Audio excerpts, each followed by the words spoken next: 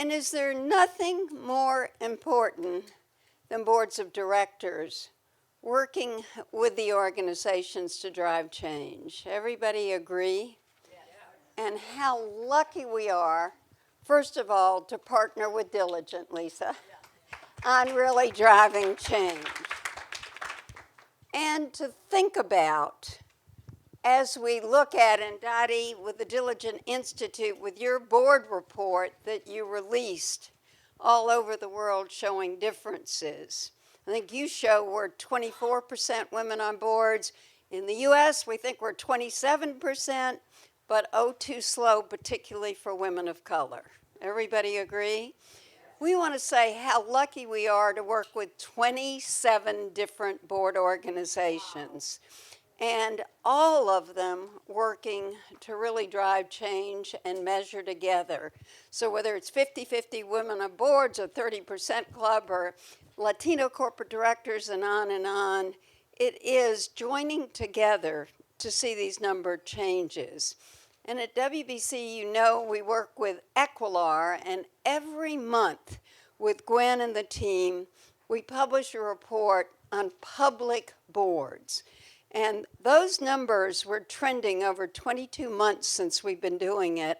About 40% women joining public boards. And out of that, 60% were first-time board members. That's amazing. And a third of those women of color. The last 2 months, we're falling back to 30%, 32%. We hope it's not the economy and not that we're not putting the focus, and that we'll get back to where we were from George Floyd on. But those are the numbers change. And when we say diligent, we are being diligent about the numbers. And we also look at private boards, and we look at venture capital boards, because we know, and Lisa knows, we all know, how far we have to come by changing the way the capital flow on those boards. So all of that is so important. How proud we are today when we look at this group. And then how great, Tonie Leatherberry, is we work together all these years, and your board chairman is here with us today, right? And Maria, and to Paula, and to Mary, and to Pam Craig. So Pam, we've known each other a long time, but if anybody's looked at a change leader and someone who has supported other women, and we heard Nellie at Accenture recognize Pam. Pam was a force, because how many of us spent decades at Accenture moving up, ending up being this chief financial officer? But as you've gone on boards, Pam, and now as you lead the Women's Forum of New York, and I think as we, Paula, have gone to the Women's Forum of New York and that breakfast, heard how many women spend their lives advancing other women to boards. And Pam, you've led that cause.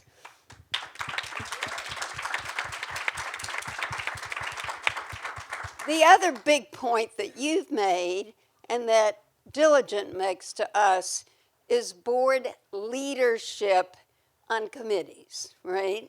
So, Tonie, you said, and Singleton McAllister said, there are only 3 women running board chairs that are black, all right? Only 3. So what we have to be is so cognizant across the board.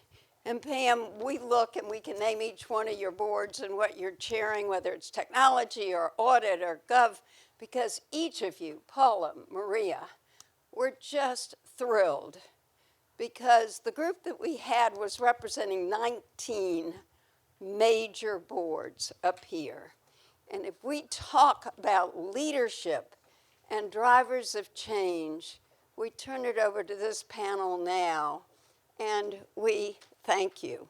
And we thank Diligent, because it is this integrated role of you as change leaders. Pam?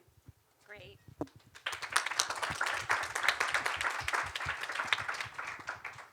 Thank you, Edie, for the kind introduction and for all the energy that you create for all of us.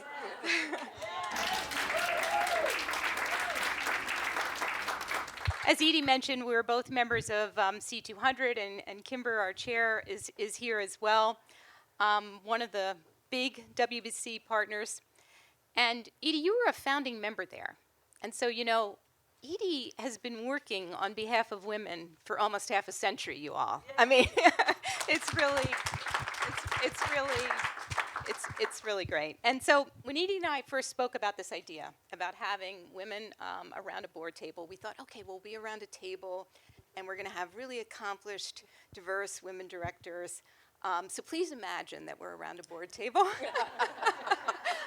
We're working on it. Are we still going to the glass boardroom? We're going to do it. Yeah. So someday there'll be a glass boardroom with another panel, undoubtedly, or another table of women. I also just want to talk a little bit about the Women's Forum of New York, which is another WBC partner organization right here in the city. And as Edie mentioned, I'm serving a 2-year term as president. And we do have a corporate board initiative that hosts a breakfast every 2 years, and we started it in 2011. And at that time, we were celebrating, and there weren't that many companies that had 20% women representation on boards. So next year, we're going to be doing our 6th or 7th one, I can't remember now, and we will be celebrating 40% or more, and there's a lot of them. So it's very, very good progress. And Paula, Maria, and Mary are all here also from the Women's Forum of New York. Okay. And I can't help but mention Maria, serendipitously, is a board member of Wells Fargo. And she signed up for this, being on this panel long before we knew we were going to be here. Back when we were going to be in the glass house in downtown. So anyway, and Tonie and Lisa, thank you for being here. Our bios I know you've seen. But we thought we would just each do a quick introduction of our background, and then we're going to get into some questions. So I'll start. I'm Pamela Craig. My business career, as you heard, was at Accenture, where I spent 34 years. And most of that time, I was working with clients, leading big technology or finance programs. But when Accenture went public in 2001, I became part of the management team. And actually, my first project was probably my hardest consulting project ever, which was trying to turn a company of 47 partnerships into a publicly listed company on the New York Stock Exchange. So luckily, Sarbanes-Oxley hit right at the same time, and we were the only company that was actually happy about that, because all of a sudden there was a mandate. We had to do it. So we did all that. I spent my last 7 years as CFO and retired from Accenture in 2013. And since then, I've been on 7 public boards, and I currently serve on 4. Merck in pharmaceuticals, 3M, which is an innovative industrial conglomerate, still based in Minnesota, Progressive Insurance, which you may be familiar with. We have a woman CEO, Tricia Griffith, Cleveland, Ohio, Flo, maybe you've... And finally, Corning, which is my most recent one, which has reinvented itself to manufacture very high-tech glass that basically is the fiber networks that carries our traffic all over the world, big screens, autos, and also for life sciences. As is typical, I serve on 2 committees on each of the boards. Most of us probably do. And I chair the Audit Committee at Merck, the Tech Committee at Progressive, and the Compensation and Talent Committee at 3M. I also just want to do numbers, and I asked everyone to do the numbers too. Merck has 6 women on his board, so we're in the kind of mid 40% there, and you know, it's really exciting to have 6 women on our board. 3M has 4 women, smaller board, so it's actually close to 40% as well. Progressive, 50-50. I was talking to Lisa earlier. 6 and 6. Yes, Tricia again. And also Corning has 4, which is in their case about 30%. But I got to tell you, 4, 5, 6 women, it makes a difference. I think many of you maybe remember, if any of you have served on a board with just one, it's just not as fun, and it's harder to be impactful. It really, really is. So I dare say that many of the great men that we all serve with also think it's a good thing. So anyway, let me turn now to let us start our own introductions. Maria, starting with you. Sure. First of all, it's a privilege to be here. I also want to thank Wells Fargo and Edie and Diligent. My background, very similar to Pam. I was 34 years at MetLife, which, as you may know, is an insurance and financial services company. The last 3 roles I had, I was on the executive committee there. And I was really fortunate because I had the opportunity to run many P&Ls, but also lead marketing and technology and operations for the organization. And I don't know that I understood how important those capabilities would be as I started to think about my next chapter in terms of going onto boards. I sit on S&P Global, who you may know, financial services company, and I joined there in 2016 while I was still an executive. And I think that's important from a woman's perspective because boards are looking for contemporaneous leaders, current backgrounds, and so being able to join as an executive was fantastic. I retired in 2017 and joined Wells Fargo in 2018, and then in 2019 I joined a privately held Resolution Life. All 3 financial services companies, so different than you're going to hear on the panel. But in terms of leadership, in S&P Global, I chair the Audit Committee, and I'm a member of the Executive Committee and Finance Committee. In Wells Fargo, I chair the Risk Committee. I also chair the bank's Regulatory Compliance and Oversight Committee and sit on the HR Committee. And in Resolution Life, I chair the Comp and Conflict of Interest Committee. You know, Pam was talking a little bit about the interaction of having more women on boards. I also think that boards thinking about diversity and inclusion has enabled them to really widen the pool of who they can consider for board members. So what I'm seeing as people need more around ESG, around digital, AI, cyber, risk management, women are often in these roles and they're at the top of their game. So I think it gives us the opportunity to bring in more diverse leaders, more women leaders, and I see a real difference. In terms of percentage of women, in Wells Fargo we've got 37%, and in S&P Global we have 40% with 5 women on both boards. And really, again, it's just going to be a privilege to be here and I'm looking forward to the dialogue.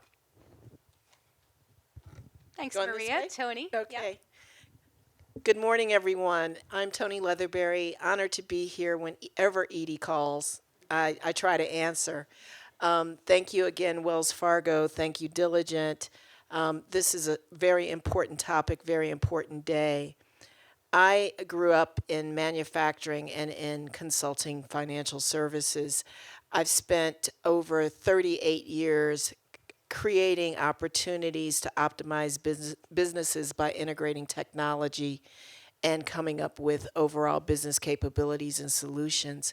And coming back to Maria's point, I'm a little bit of an odd duck because I didn't have that CXO title. Even though I led large P&Ls within Deloitte and was a senior partner, and I was on our comp committees and on our nom-gov committees within Deloitte, it's a little bit different than when you're in industry. And so I would say I had the opportunity to join the awesome boards that I'm a member of now in serving because of my technical capabilities. And so when we look at opportunities, particularly for women and women of color and people of color, we need to be thinking about those skill sets and competencies that they bring to the table. I am proud to see my CEO in the room, and you'll hear from her in an hour or so. And on our board, we're better than 40% represented by women, and it's something to be proud of. And there isn't a conversation that we have in that boardroom that doesn't include our perspective in terms of diversity, in terms of ESG. And so I see the dialogue shifting. I also serve on the board of American Family Insurance, which is a private mutual insurance company, and we have greater than 40% representation there. And I'm also the lead director of a small startup that, interestingly enough, the entire leadership team is diverse.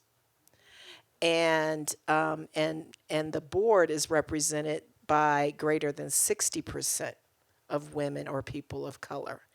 I serve on risk committees for 2 of those boards, and I serve on the HR comp committees for 2 of those boards and the audit committee for 1 of those boards. Excellent. I love these points about widening the pool. Really, really good. Paula. Hi, everybody. I am so thrilled to be here on this esteemed panel and with all of you in this room. Thank you, Edie. Pam, Wells Fargo, and Diligent for having me. So my boards are Accenture, Bristol Myers Squibb, and Warner Brothers Discovery, which was newly formed as part of a merger. And on those boards, I serve on the audit committee for all three. I am the audit committee chair for Accenture, for Warner Brothers Discovery, and I am on the now we're the compensation, culture, and people committee for Accenture, and on the nominating governance committee for Bristol Myers Squibb. In terms of board composition, I'm really proud to say that Accenture has 50% women and 60% racial and ethnic diversity. And that has been a journey. And I was talking to Pam earlier about the Accenture journey, and she was certainly part of it. In fact, part of the first two women on our board, one of whose seats I have. And what we have in place there is a policy that says when we're recruiting for boards, we must have a diverse slate. And we think about diversity in the broadest sense. I think many boards have moved to this, especially as we've seen that we need certain skills like technology and cybersecurity, transformational skills. We think about it in the broadest possible sense. And our 50% includes our chairman and CEO, Julie Sweet. Then Bristol Myers Squibb has 40% women and 40% ethnic and racial diversity. And Warner Brothers Discovery has 25% women, all of whom are racially or ethnically diverse, and 40% ethnic and racial diversity. So I'm really proud of the movement that we've seen in those statistics over the years. My career, my last executive role was as Chief Financial Officer of Macy's. Before that, I worked across sectors, so financial services, consumer products and retail, mostly consumer products and retail, strategy, general management, and finance and accounting, mostly finance and accounting. And I've worked in the US and in the UK at global companies. And I believe that that diversity of experience is my superpower when it comes to being on a board and contributing at the board level. Boards are lucky to have you.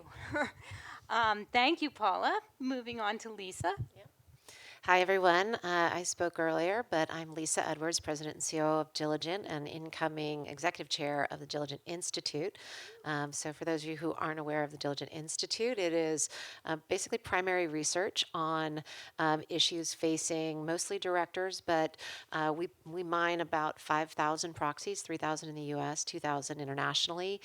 We also do deep proxy analysis on shareholder activism and things like that. So that's what you can find as a part of the Diligent Institute. I sit on the board of Colgate-Palmolive on the NomGov and finance committees, and I would say we also have a nicely diverse board. So we are about 40% women, we are exactly 40% women, 20% people of color, 10% LGBTQ+. And I would say, when the fourth woman joined, it was a sort of, it really sort of felt like the room tone changed a little bit. So that has been a fantastic experience. My career has been spent in tech and fintech. So I was 7.5 years at Visa and then 8.5 years at Salesforce prior to moving over to Diligent, and really have made what I'm thinking of as my last operating role in a way to how do I give back and how do I use the position of Diligent to help promote these issues and help get more gender diversity, racial diversity, sexual orientation diversity on boards of directors. I think it's incredibly important that we reflect the communities that we work in, our employee base and our customer base when we think about how we are showing up in leadership. I also have a strong belief that that diversity begets diversity. So when you see, it does not surprise me at all that the 100% board, because at some point it becomes a self-fulfilling prophecy a little bit. So very pleased to be here, and thank you all for attending today. Thank you, Lisa. And last but certainly not least, both a board director and a CEO, Mary. Thank you, and thanks everyone. Really appreciate the opportunity, Edie, Pam, Diligent, Wells Fargo, to be here today. I am a career tech industry person. I have an engineering background. I actually started at Compaq Computer as Engineer 1 and ultimately became an officer of the publicly traded company and running their most profitable business, which I ultimately transitioned to HP as part of that merger. I transitioned from HP to Nokia, where I was an officer of that company, running their feature phone business, which is pejoratively called the dumb phone business, but very, very global with over 40% of revenues coming from emerging markets, so lots and lots of travel to very interesting places. I've had the opportunity to work with private equity. I was an executive partner at Cirrus Capital. I've been CEO of Polycom, which you may know from the speakerphone in your conference rooms. I've been CEO of Mitel Networks, and I exited the CEO role in November of last year and became the chair. So I'm chairing that private board now. I also sit on the board of Autodesk. As part of Nokia Executive Development, they asked us to join a public board. I was spending my life in Finland and realized I needed to know someone in California if I ever wanted to come home. So I targeted California software and internet companies and have had the privilege of being on Autodesk's expansion from a market cap of around 3 to close to 50 billion. So it's really been a tremendous ride. I chair comp for them. In the tradition of the glass shard, I got the chair role after 2 years in a row of no on say on pay, but was able to fix that. At Autodesk, we have a majority of women directors, and all committees are chaired by women. So, yeah, very progressive. I also sit on the board, another publicly traded company in the UK called the Informa Group that does B2B services for the knowledge workers, so academic publishing, exhibitions, and events, and have recently become their senior independent director. I've also been on 2 other public boards. One, just to note, I had the opportunity to work with Helen Alexander, who was one of the co-authors of the Hampton-Alexander Report, which was so pivotal in driving women on boards in the UK. She was chair of a company called UBM, and I was very privileged to serve on her board before she sadly passed in 2018. So really excited about the conversation today, and really hoping that we continue the momentum and make more progress to improve the diversity of boards. Mary's got some great stories, which she'll be sharing later about Autodesk and the UK events company. What's it called? I'm sorry? Informa. Informa. So stay tuned. Okay, so let's get started. And you heard from Lisa here, and I wanted to just put in my little plug for Diligent. Actually, we use that software for all 4 of the boards that I'm on. Probably most of us use it at least one, maybe the majority, maybe all. And it really is the software of choice these days as a tool for board directors to prepare and then also to, act and follow up from board meetings. Basically, all approvals now, I think, are done on Diligent, which really makes it easy because unanimous written consents used to be a real pain. And so it's great that we can do them on Diligent now. I swear I did not pay her to say that. But we are going to start with Lisa sharing with us. We got a little from Edie, but let's just a little more detail from Lisa on just what's the most recent data on women on boards. I mean, we have made a lot of progress. Not everything's linear in terms of how it changes, but let's just be grounded in the latest facts and understand that progress as well as the opportunity that we still have. Sure.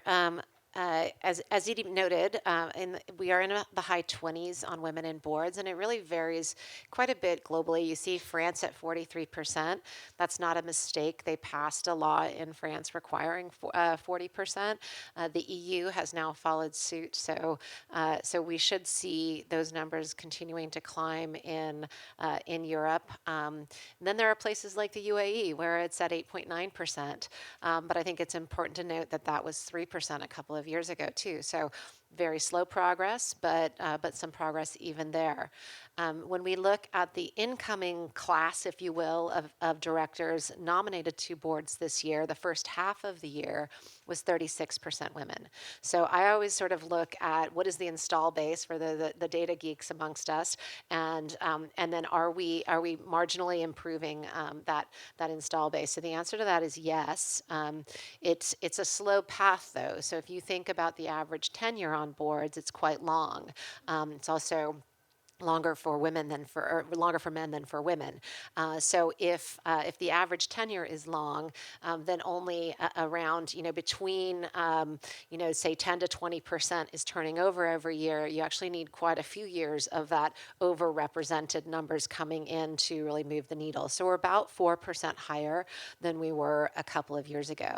One thing that I do think is really interesting is, I feel and see, the need for former CEOs and former CFOs on boards. It's just an incredibly important role to have on your board of directors, to have your CEO have someone who has walked in their shoes, mostly walked in his shoes, let's face it, and someone who can provide that sounding board. So I will never sit up here and tell you we should not have CEOs on the boards, but I do think that we have also all of these new skills that are coming into the market around ESG matters, around cyber, around human capital with the pandemic in ways that we never had before. So we are seeing around over 40% of the skill set coming in to the board are these sort of new non-C-suite members that are more representative of things like cyber or diversity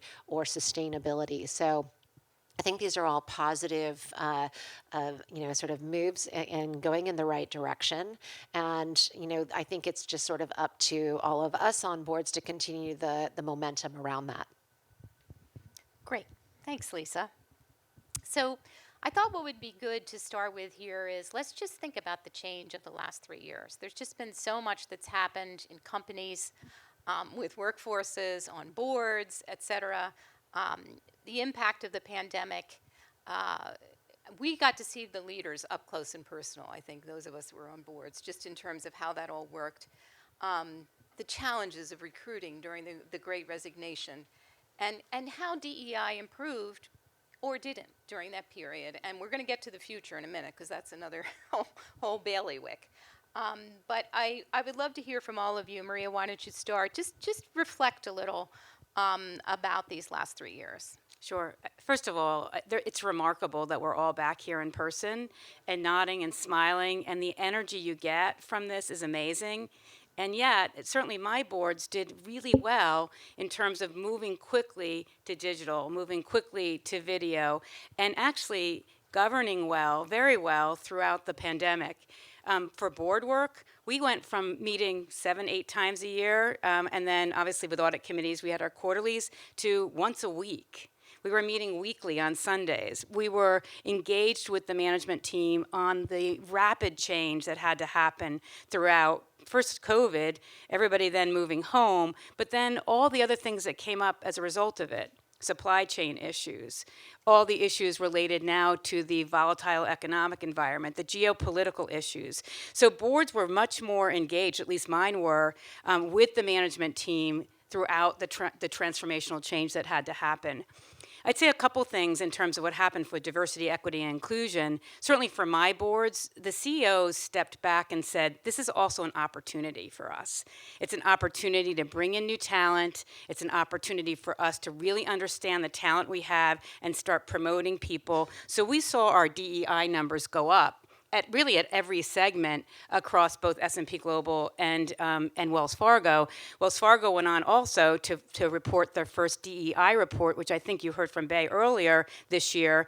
And also we will be doing an equity audit. We announced that in September as well. So we took the opportunity to really step back and say, how do we forward our talent agenda?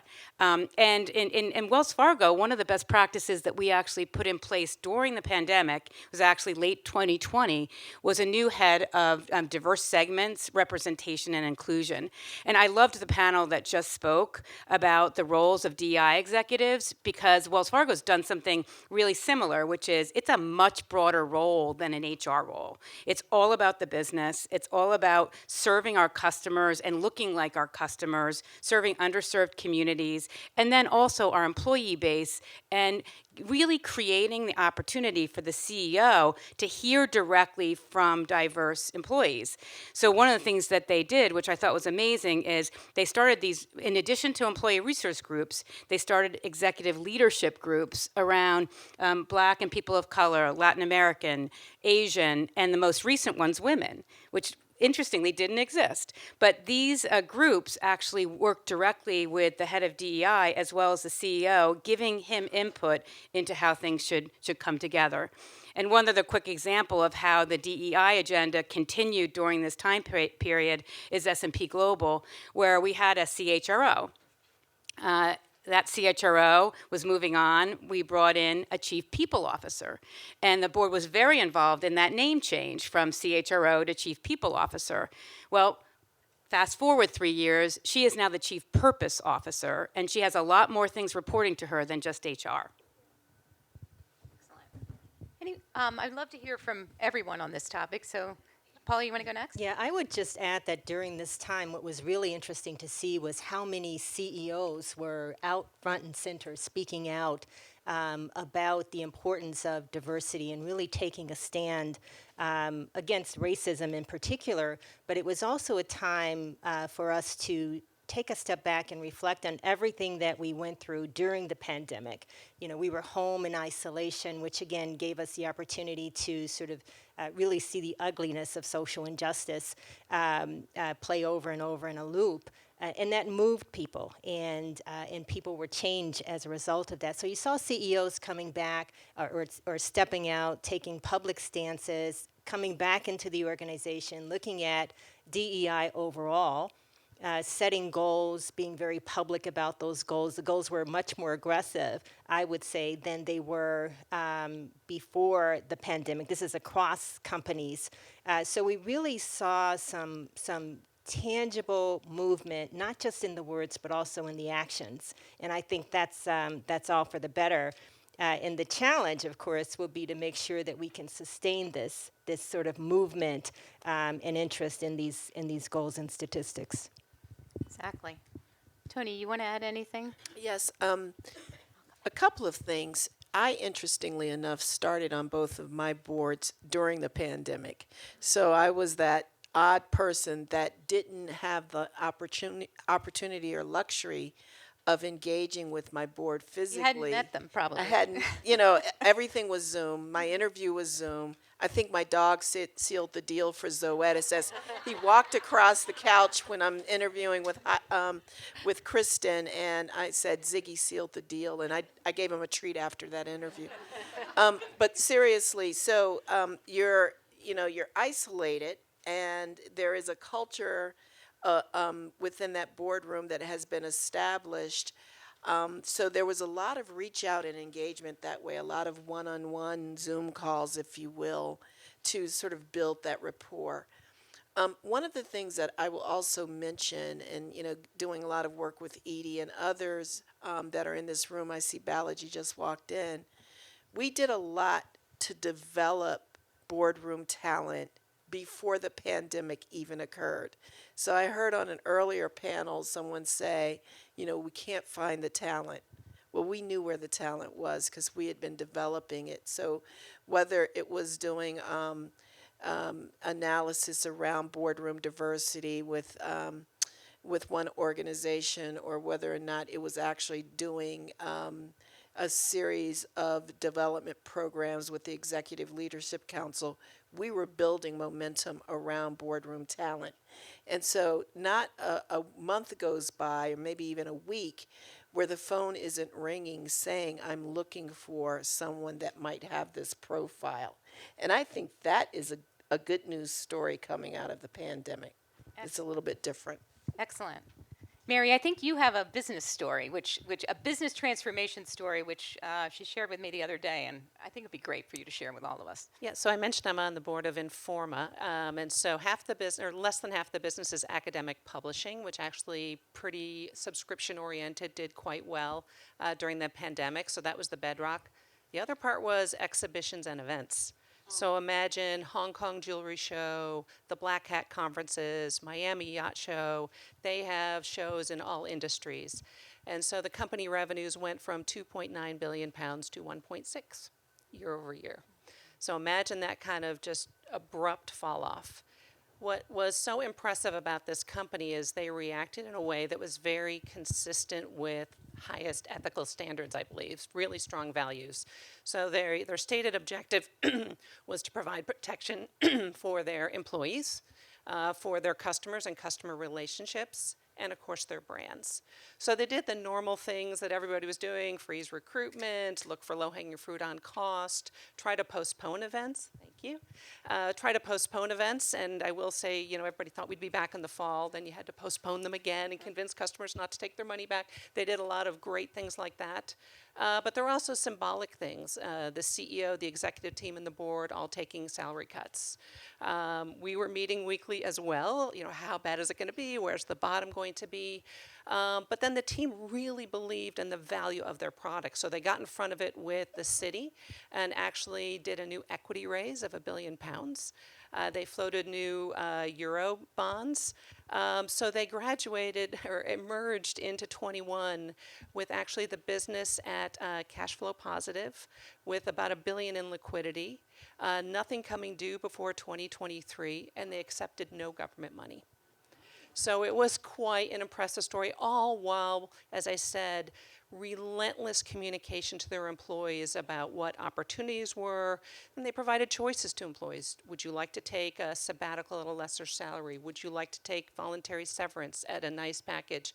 All kinds of choices, relentless communication. So in addition to all the great financial results, employee engagement was in the 90s. So really, really well done.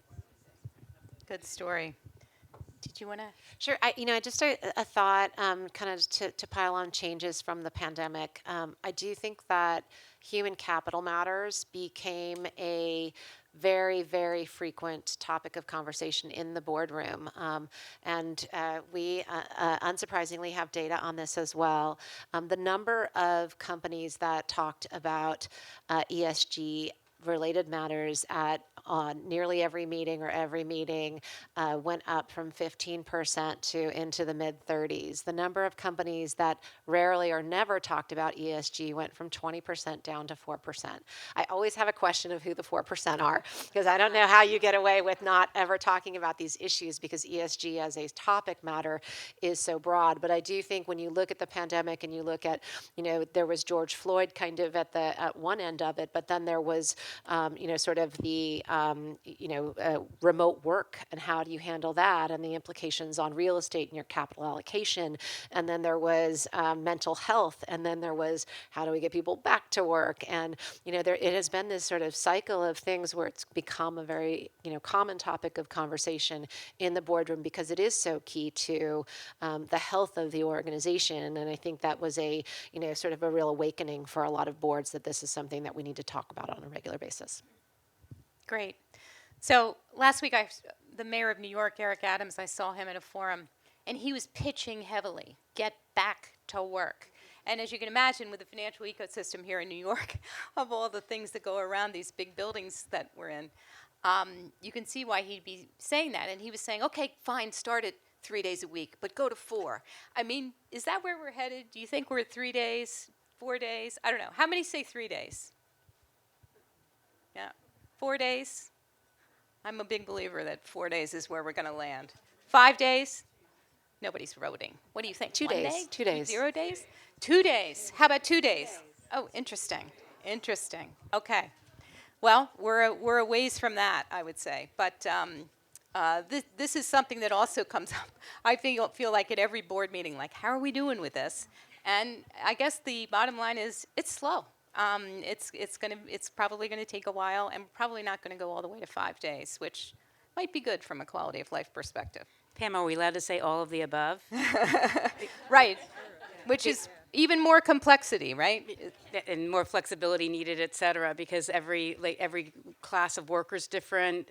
We had people that were essential workers that were in 5 days a week all the way through, or 6 days a week all the way through the pandemic, to people that maybe never come back to the office because they don't need to. Yep. So I want to delve into DEI a little bit more from the board perspective. We had such great panels this morning, and some of you, Nellie, others have stuck around. Thank you. There's 3 words here, right? Diversity, which I think is the one we talk about the most. There's equity, which is typically pay, but it's opportunity and other things. And then inclusion, which is really a lot about culture. How do we encourage intention on all 3 of those dimensions from the boardroom? And Tonie, I want to start with you this time. Sure, and I'm glad you recognize that those are not one and the same. I'm going to start with equity because I think that's the hardest one. It's the one that's more esoteric. And when we think about equity, pay equity is an easy measure to look at. You know, how are we doing across the board? Are we aligning equity with ratings? How are we rating anybody who's not a white male, if you will, and comparing that? But equity should also extend into, are we giving people experiences and opportunity? Because as we start to have the promotion discussions, if people haven't had certain experiences and opportunity, then it's much tougher for them to move up. That also includes how we show up and behave as leaders, whether it's in the boardroom or whether it's the executive suite.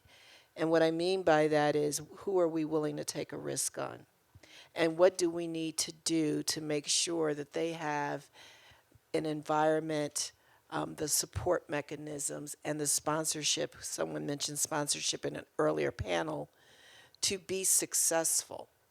And I've seen that is where we often will fall down. The person has all the talent in the world, all the skill sets in the world, and we put them in this situation and we're not sensitive to the nuances of the dynamics that they're going to deal with.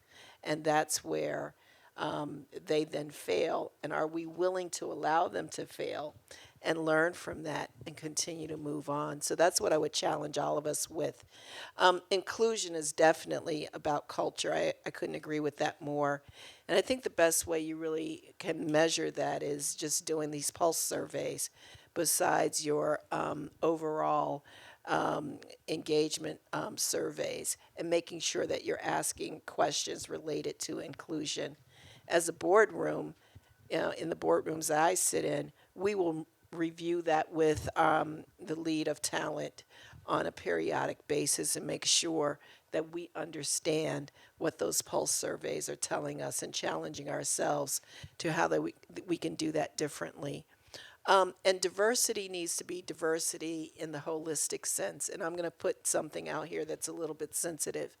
You know, we often talk about diversity and we talk about everybody who is not a white male cisgender person. And we've got to start thinking about the white male cisgender person too in that equation. And that might sound a little unpopular in this room, but I'm putting it out there anyway. And because we've got to look at equity for everyone, an opportunity for everyone, we have to have those diverse slates. We've got to make sure that we are investing in the white male and developing him to be a more inclusive leader as well. So I'm just going to put that out there. Somebody's going, amen. So just consider that when you're in the boardroom or as a senior leader or a diversity and inclusion leader, how do we bring the white male into this mosaic so that it's equitable for everyone? So that they're part of the team and not threatened by all this going on. It's really good, Tonie. Just the one other piece I want to add around equity is health equity, because I'm on the Bristol Myers Squibb board, and it's a place where they can really distinguish themselves. And in particular, it's making sure that we're included in some of the clinical trials so that when new drugs come out, they have data on how it impacts certain genders and certain races and ethnic classes. So I think health equity is also a very important piece of the whole DEI conversation. It's such a good point, Paula. I mean, who knew that that wasn't being done? But it wasn't. I mean, it was Well, really. there's tons of examples of that too, right? In product development, the phone is not optimized for a woman's hand. In car development, they did not have female test dummies until the mid tens of the 2000s, so that 47% more injuries in cars were women. There's so many examples where we can layer these things in on a day-to-day basis. Exactly. Tonie, I just want to, with all the things you mentioned, I think talk a little bit, some of you, on what we now are demanding in the boardroom. I mean, when I first went on boards, I didn't demand diversity statistics. I didn't demand the information on equity and pay. I didn't demand the surveys, the pulse surveys that give you a sense of what's going on in the organization. Are we demanding that now? Or are we getting it without demanding it? Yeah, I think, and we had talked about this a little bit in our prep, that so many compensation committees have expanded to be comp and HR or people or some broader remit. Talent. And while, of course, our statutory responsibility is around pay for the named executive officers, we're looking at pay across the board. We're looking at equity in pay. We're looking at culture. Yeah, I think the demands are, and where I've seen the conversations get especially interesting is as you start to think about succession planning. Everybody sort of knows the next in line, but really what is that pipeline where there's still time to have an impact on it? And if you're not seeing greater representation, those conversations I think are starting to happen and are long overdue. If I could add to that, I think it's gone beyond just looking at a snapshot in time of tell me about your gender diversity. First of all, the diversity statistics have gotten more detailed, and then I think the inputs and outputs have gotten more detailed. So not just where are we today, but on the hiring class, what is that percentage? Is that positively or negatively impacting the base? On the attrition and on the voluntary versus involuntary attrition, what does that look like? On time to promotion and promotion class, what does that look like? And I think when we sort of, I'm a firm believer that sunlight is the best, disinfectant. And when we look at it, and people know that we're looking at it, then I think just more attention is paid to it. Absolutely. I would just add, too, the CEO scorecards, at least my CEOs, it's on their scorecard. So we hear about it, the metrics, obviously, regularly in the boardroom, but quarterly, the CEO is reporting out and kind of how they're both taking the lead in terms of a lot of this work. The only other thing I would mention, too, on succession planning that I found really helpful was we look at people in the pipeline even as far out as 7 years, to go back to that development issue. But we're also, and I think this was a board ask, looking at outside candidates and having a whole list of outside candidates for key roles, because you can get to some of that diversity that way as well. Many of you probably know Shelley Archambault. She always says, if you think you have a pipeline problem, you're looking up the wrong pipe. Right. The other thing I would add is that at Accenture, for example, we've changed the name of our comp committee to Compensation, Culture, and People, which is really a mouthful, but it forces you every time we say that to think about the importance of people and culture to achieving our strategy. And so in that committee, we get data every quarter. Nellie could tell you on DEI statistics, the company has made a commitment to, by 2025, to be 50-50 in terms of gender representation across the whole company. And that's 700,000 employees, so 50%. So we're constantly looking at the data, and the goals around all aspects of DEI are really public. So we're looking at the data, we're probing where aren't we making the progress we need to, we're celebrating where we have, just to make sure that we stay on track. And I can remember a time, because I've been on this board in particular longest, where we did have to ask for the data, but now it's more data than we used could to ever say ask lawyers for. won't let us. It's like, Yeah. And Pam, just to add one other example. One of the boards that I serve on does a masterful job of looking at representation by business unit. So coming back to Maria's point of tying it to compensation, they're holding those Leaders of leaders those business units. of those business units accountable, and they are looking at all of those dimensions. And is, the trend going up? Is the trend going down? And any then colorful commentary as to why things might be changing. And just maybe to add on that, looking at that data by officer of the company and then using that as a modifier on equity awards. So, real teeth in it. Modifier meaning up 5, up, down 5, something like that, right? Yeah. So this is great. I mean, it sounds like on all of our boards we're doing this. Certainly you should be expecting on all of the companies you work with that your board is doing that. And I think that's another good example of progress. I want to maybe turn to a couple more provocative questions, and that is, have you seen a situation where the focus on DEI wasn't authentic or wasn't, it really didn't work? And what did you do about it? Anybody have an example of that? Maria. I mean, it's not systemically, because I think systemically, the companies I work with, it's part of their strategy. So it's embedded in the strategy, and for it to be authentic, it needs to be.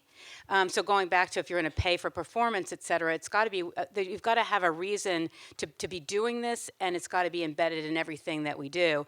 But we've had situations, certainly in both of my public boards as well as my private board, where we thought certain processes were working in a certain way, and we got the data, and if the data wasn't showing that process was actually, gleaning what we expected, that was kind of self-reported by the management team to the board, and then they had a whole, kind of remediation approach and an action plan around it. And what I like about that is not everything's going to work. So, you think you're doing the right thing. You put a lot of processes in place. You got 600,000 employees or 200,000 employees or 20,000 employees. And these processes are there for the right reasons, and they are authentic, but not every one of them is going to have the outcome that it needs. And the fact that we now have the metrics and we've got leaders who really believe in this and want to ensure that every process they put in place does get it to the right place is important. And I mean, listen, this has been a journey. So it's not, we haven't always been where we are today. And there have been times when, you literally, as I mentioned before, had to pound the table and say, let's look at the data. And then let's look at the data again. And let's keep looking at the data. I've yet to meet a CEO who likes to see their data stay stagnant, especially if it's not good data. They always want to see it improve. But it goes to the importance of having more than one woman on the board, more than one person of color on the board, and you have more voices, that can persuade the rest of the board, hey, this should be a regular agenda item. We should be staring at the data. I'm very comfortable with starting with the data. We should be staring at the data and discussing the data, and doing that until we see positive change. It seems like a long time ago, right? But we now have, it wasn't, right? We now have the pandemic and the social injustice that that became more visible during that time, where, everybody is interested in talking about it. And the data is more forthcoming. We've reorganized our committees so that it will be more forthcoming. So, it feels like, a whole different time period, but it wasn't that long ago where we did have to pound the table and insist upon movement as opposed to lip service. It's really well put, Paula, and I think I've experienced that as well. I mean, I think that management teams now recognize that they really must share what's going on, even if it isn't good news. And I think the good news is then we can engage and we can help support as they try to change. So one of the boards, this just happened last week, has a very strong DE&I leader, and the programs are going well. And we heard a lot today about really good programs that people are doing. But I asked her what she worries about, and she said, DEI fatigue. And so how does the board consider that if you found that in one of your companies? Has that come up in any of your boards? Anybody? Well, I'll say I was watching CNBC 2 or 3 hours ago, and there was a whole segment on, should companies be having these conversations again? So I think we've all seen those conversations, and I know there was the action with Starbucks in the last 10 days or so. I'm going to get to that in a Yep. second. But so I think. I don't see fatigue. I see, even the male members of my board, leaning into it as well. And I do think that more companies have taken it and embedded it into their strategic planning and their strategic considerations, their M&A activities. And I think when that happens, it becomes more just a part of the conversation. I think where it can go wrong is when it is an HR issue. And it's somebody's job. It's like that person's job over there, and we all just do our stuff, and then they come talk to us every once in a while. So I think when it is embedded, it goes really well. When it's somebody else's job, then I think there's still work to do. Yeah, I Mary. wouldn't say fatigue. I think it's perhaps a growing awareness that this is not a one and done. As you say, it's a journey. And so we did all this work. We spent all this time. Like, aren't we good? Can we move? It's like, no. Are people really getting embedded in and embracing these principles in the organization? Is the culture really changing? As you say, is it part of the business and not part of some offshoot? And I don't think we're there yet. So we're going to have to keep pushing. Yeah, my takeaway was, wow, we got to make sure we keep supporting her because it's tough.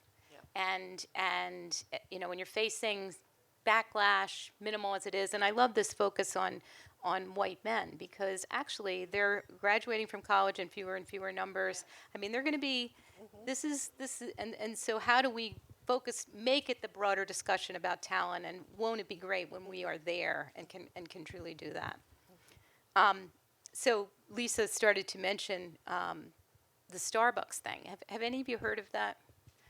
So, but this is interesting because this suit that was filed against the executives and the directors, not the company, people. So the suit is filed against people, executive and directors. It's about 6 weeks ago by a conservative think tank called the National Center for Public Policy Research. And it stated that the company's efforts to promote diversity amount to racial discrimination. The plaintiff, a shareholder, objected to hiring goals, awarding contracts to diverse suppliers, and including executive pay metrics that were tied to diversity. So this has come up on one of my boards so far, but is this something that any of you have, has this come up on your boards? What do you think about it? Do you think this is a one-off, or do you think this potentially ends up getting legs? Maria? It has not come up on our boards yet. Having said that, I think board members get sued all the time for different things. Not all the time. Well, I mean, right. We're not going to convince any of these people to take a board. No. But I mean, like, there are things that come up in terms of your fiscal responsibility and your governance responsibility. So I'm not frightened by this. I think there will always be people that have a different point of view. What we look for as a board is that DEI is part of the strategic imperative of the company, that we're governing it and managing it the way it should be, going back to what we said earlier, that we make progress, that we have the right metrics, that we are transparent, that we disclose, and we really understand the disclosures. And I think ESG is going to help us. So the S in ESG helps us. And certainly on where I chair the audit committee at S&P Global, we are moving toward a SOX-like approach to our ESG metrics, which will include our social metrics. And I think at the end of the day, we as board members need to stand for what's right. And occasionally, not all the time, but occasionally, people will not agree, and they will file suits. But my personal opinion is that I don't know that it'll be a one-off. My hope would be it's a one-off, but even if it's not, we've got to do the right thing. Yay! I just add that, it's important to look at the details too. So, I think Starbucks is one example, but there's been all sorts of headlines on, less institutional support for ESG related matters. But when you sort of dig into that a little bit, what you're hearing is, either they don't want to be overly prescriptive with the company. They feel like the company is making progress on some of these issues, so they're choosing not to vote against the company on these issues. So I think it really, it's important to sort of look a little bit beyond the headlines sometimes. Others? Tony? So Maria so eloquently said it. I don't know that I Yeah. can add much, but I will add just some observations from some other board leaders. And I'm going to quote one who has spent a lot of time in this space, and that's Melody Hobson. And Melody has talked about the 3 P's, which is philanthropy, people, and purchasing power. And she uses those 3 P's as challenging her boardrooms around what's the representation in DEI look like for from a diversity set of lenses. What does it look like in terms of our business partners and giving others opportunities? So what does our supplier base look like? And then lastly, what's our philanthropy and how are we uplifting the community as a whole? So interesting enough, it happens to be Starbucks, but she has been saying this for, multiple decades, if you will, she and John Rogers. And just on that point, it did come up in an annual meeting where one of the CEOs of a board company I'm on got this question kind of almost exactly like this. And to your point, Tony, she answered, so now you can see who it was, that it is about we want our employees, the customers, our employees to reflect the customers we serve, the suppliers that supply us, the communities we're in, right? It's that simple. And I think if we sort of stick to that, as well as your points, Maria, about how this is part of our strategy to do that, then that's where we are. And not to mention all the research that says that if you have diversity, you're more likely to improve your profitability, your innovation, make better decisions. There are good reasons why businesses want a more diverse population. Great. Lisa, you briefly touched on the ESG and just sort of those metrics, and I think you have a little bit of a, I don't know whether it's a pulse survey or something about where we are on ESG and how that's tracking, because there is a little bit of this backlash about ESG and Sure. First of all, I think we all know in this room that ESG is super broad, right? So even within the E, are you talking about recyclability? Are you talking about greenhouse gas emissions? Are you talking about water usage? And we can take it through every letter, and there's a lot underneath the hood there. So I think it's hard to talk about ESG as a thing. What we have found through some of the Diligent Institute studies that we've done is that 43% of boards have ESG at the full board level, meaning they don't have it relegated to a committee. They talk about it at the full board level.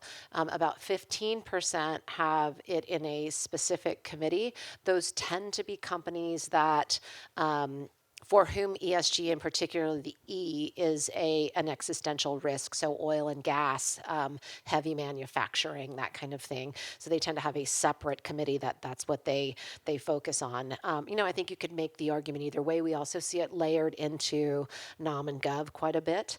But I would say, and comp committee for say on pay related issues and pay equity related issues.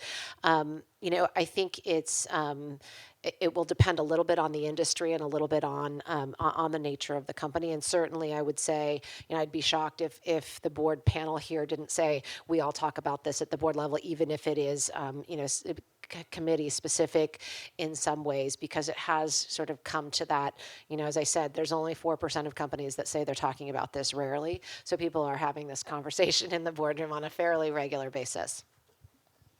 I want to turn now to talent, and I want to kind of make this board members in action. Because we go to meetings, we sit there, we listen to stuff, we respond, we give thoughts, we give advice. But we do stuff outside the boardroom too. And Paula, I was particularly struck by some of your stories about, and we're most interested often in getting to know the talent, right? The next layer down, the layer below that, and just how are those folks potentially being on succession lists for CXO jobs. So tell us a little bit about what you do, and others jump in too. Yeah, sure. I really make a point to get to know the talent and to go beyond the people that we see in the boardroom. I do, if I see, especially for women and people of color. So if we get presenters in the boardroom, I may send them a LinkedIn request afterwards and then follow up with an email to say, hey, let's get together for a coffee or a Zoom or dinner or something. And the CEO knows that I'm going to do this. I'm well known for getting to know the talent because, and then the other way is to, I'll go to town halls and I'll meet talent there. Accenture does a great job of having immersion programs and leadership programs and getting a pound of flesh out of the directors to come in and lead some of those sessions. And that allows me an opportunity to get to know people because as Tonie said earlier, it's so important when you're sitting in these succession planning conversations to really be informed about the talent. And so when we're talking about specific roles and people are, saying, well, we don't have a woman or a person of color to go into this job, you can say, well, what about, such and such? What about Anne? And they may say, well, Anne hasn't had the necessary experience. We think really highly of her, but she hasn't had the experience. So then you can advocate for a plan that gets Anne the necessary experience so that the next time or the time after that, when we're talking about that role, Anne will be a part of that group. So really going deep into the organization and getting to know the people allows you to have a much more robust and meaningful conversation during succession planning meetings. I agree with that 100%. And I was in a situation, I actually came to Informa via an acquisition. And so I knew the people of the acquired company better than the acquirees did because I had worked with them longer. So it was very helpful. I had spent quite a bit of time in China visiting shows pre-pandemic, of course. So in addition to Hong Kong jewelry, which was great, a beauty show, a dental show, which I really do not recommend. Lots of good stuff and videos you really don't want to see. But when you're walking the floor, with the people that are, the product managers of the shows, you're getting the feel for how they think, how their exhibitors are responding to them, and you're just getting a feel for the business that you can't any other way. One of the other things that I like about Informa is where there are affinity groups, and we have 4 affinity groups. They have assigned a board director to each affinity group. So we are their board sponsor, and it's up to the group as much or as little as they want to engage us, and that's also super helpful for getting to know diverse talent. Talk about ERGs. Anyone else? Do you get to go see them and? Absolutely. Employee resource groups have been an integral part of getting board members connected. And what's great is the CEOs, I think going back to what Paul said, our CEOs are encouraging it. So we're not kept at arm's length. Another thing that we do a lot of in both public boards is walkabouts. I think it goes back to what Paula said. She was obviously at a big event, but just being able to walk around the floors, shake hands, meet people, and certainly in S&P Global, we go around the globe. Each year we go to one place outside the U.S., and it's very structured. I mean, we are seeing new things in action, new data being leveraged, new technology, et cetera, but we have the time to interact with the people. And I think to Paula's point, the only other thing I would say is it's our obligation, but I think board members increasingly are having opinions on individuals underneath the operating committee. And so when succession's coming up, what about so-and-so? And if they're not ready, help us understand their development plan so they will be ready next time.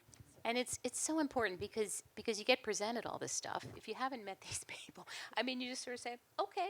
And I think this really gives an opportunity, as you both have said, to really ask questions. And I dare say, because is that the board where it's the women that have chair of the committees and all that?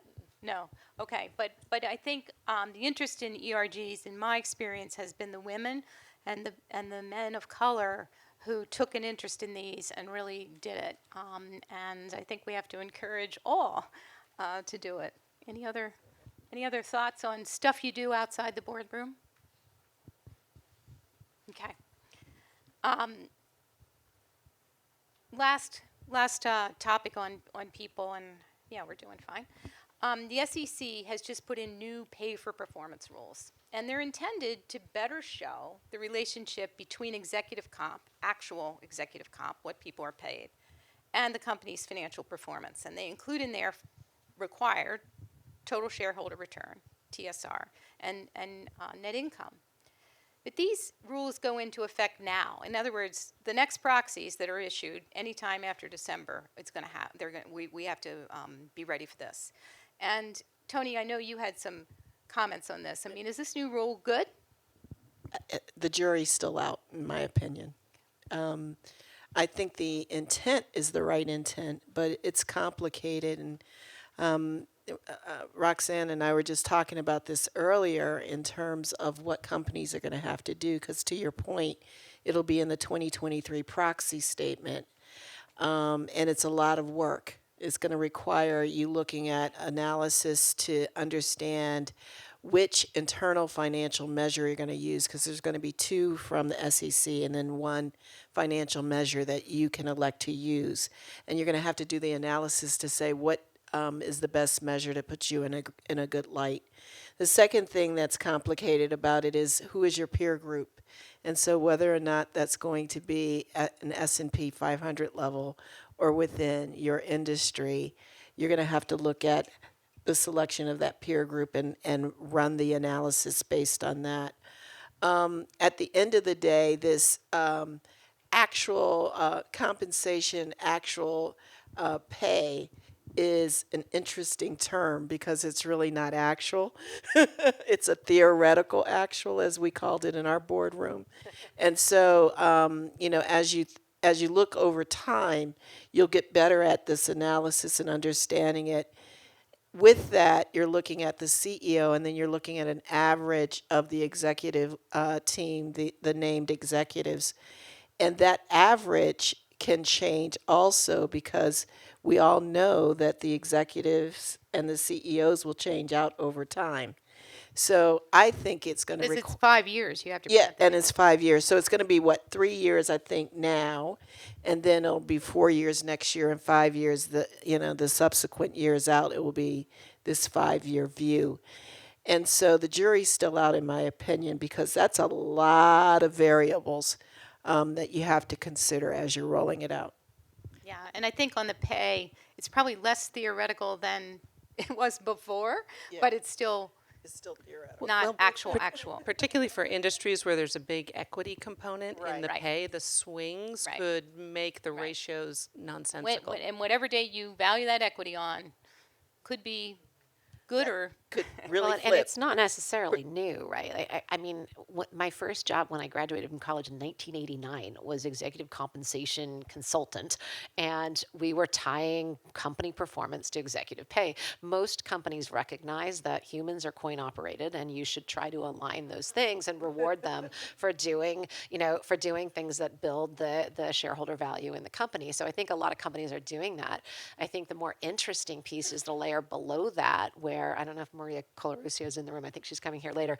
But what is the pay equity across your organization? Are you paying people for the same thing for the same type of work and the same experience levels and things like that?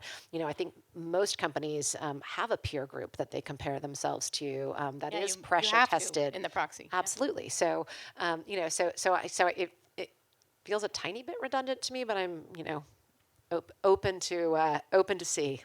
So we'll see. This is the first one that's out there. There's also new rules proposed for cyber. And Maybe you take that cyber and comment on it too, because we're also focused on that. okay, great. I was going to do one other as my last question, but we'll do cyber real quick. Cyber, this is definitely a board topic. I mean, for sure. It's in the committees. It's at the board level. And I guess I'll ask all of us, how is the oversight evolving? And I think, Tonie, you already talked a little bit about specific talent versus broader technology talent, but what do we need to do in terms of getting board competency, i.e. education level, et cetera, up to the point it needs to be in order that we can continue to provide oversight of cyber? Because it's not going away. Mary, you want to start? Oh, sure. We rely heavily on the expertise of the audit committee that has obviously the primary responsibility, but it is a frequent topic at the board level. I will say on Autodesk, 3 of us are taking an MIT class this fall on cybersecurity for directors. I don't know if it's any good yet, but if it's good, I'll let you know, just to get more conversant with the topics. Obviously, that doesn't make us cybersecurity experts, but Well, we don't necessarily have to be. correct. Yeah. Yeah, it's really about asking the right questions, right, and being aware of the issue. So also have taken a cybersecurity certification, and Diligent is developing one as well because we're getting a lot of those inbound requests. But I think it's we talk about having people who are T-shaped, where they have broad expertise and strategic oversight, and then deep expertise in something. I think more boards will be looking for deep expertise in cyber-related issues or technology. Even just technological disruption. But somebody who's an expert operator today is outdated 2 years from now if they leave and sit on a board. So it's really about being aware and asking the right questions. Great. Within our audit committee meetings, we do have cybersecurity experts, but to your point, they are former executives. And so we also use external parties to come in and talk to us and to assess our cybersecurity program. The CISO, we stay very close to them in all cases. They report to the audit committee quarterly and also to the full board at least once a year. Another board does it 2 times a year, so it's different according to the boards. What I'm finding, because I sit on so many audit committees, is that there is a standard, that they all follow, the NIST standard and other standards that they follow, but there is a format that helps you to sort of look from one cyber security program to the next and make sure those things are there. It helps you tailor your questions. There are all kinds of ways to stay educated about it, but really we're very fortunate to have the cybersecurity experts on the team. And we do very similar to what Paula was just outlining. I just would make one point about cyber. People talk to the CISOs. We do the same, the NIST framework, et cetera. But a lot of the issues are in the app development area, and understanding the ecosystem, understanding all the new tools that are out there. It's hard for boards to keep up with that, but I think some of these certifications, as well as we've been moving toward teach-ins, where the CISO will actually bring in external people for the board, outside of the boardroom, to help us understand a lot of that ecosystem so we can ask the right questions. The only thing I would add to that is I think it's really important for the board to call an independent assessment. And absolutely you can do the NIST framework, and I'm a believer in the NIST framework, but there's nothing better than having real experts come in and say, okay, did you know this happened? Or we pounded away and we got in here. And so I think just being able to have like real action-oriented independent assessments is important. Okay, so few minutes left. I didn't want to not get to this question because there is very much, I think, on all of our minds, what's the future going to be like? What's going to happen with inflation? 91% of CEOs that were surveyed said we're going to have a recession within the next 12 months. So the pandemic wreaked havoc on global supply chains. They're not all the way back. Demand is wavering. Labor probably will start to loosen. You can just feel it. Mortgage rates are way up.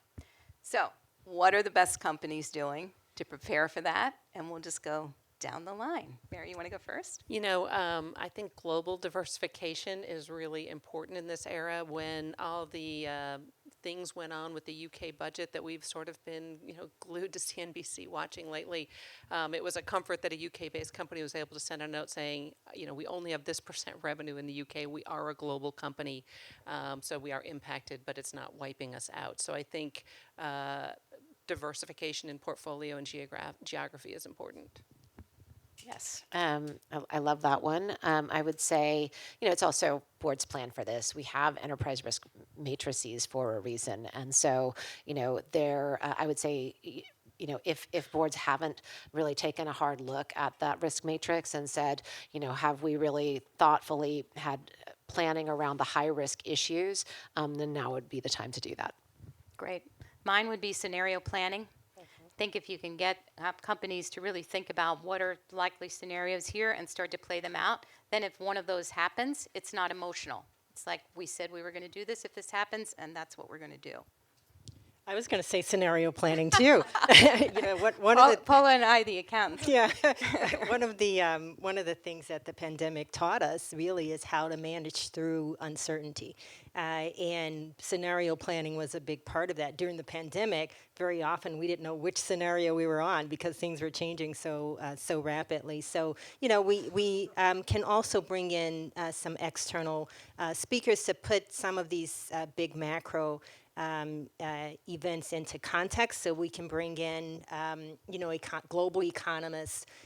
You know, we also have the Russia-Ukraine war. We can bring in, we have brought in former defense secretaries to come and give us a perspective on that. So you can, and also now we know how to do these things virtually, so it makes it easier to get these kind of speakers who can come and talk to the board about these. Just to put it in context, I mean, nobody knows, right, what scenario will play out. So scenario planning and trying to stay as informed as we can. Really good. Tonie. Ditto to what everyone has said thus far. I will talk to maybe one other dimension of these challenges, and that's climate change, because I am serving on a board of a property and casualty insurance company, and in that regard, we are asking ourselves, how do we change our market portfolio? Because it's, you know, Florida's Florida, and tornadoes in Florida. the Midwest, and Texas. Yep. and so we're looking at weather, climate, bringing in weather experts to try to understand that. And to your point, it is all about scenario planning. Being the last one, I would say ditto, but I would say diversification's been one of the things, but also really looking at the portfolio of products and services. If you're in hobbies, it's not a good time to be in hobbies. So we're looking at culling the product set in some cases.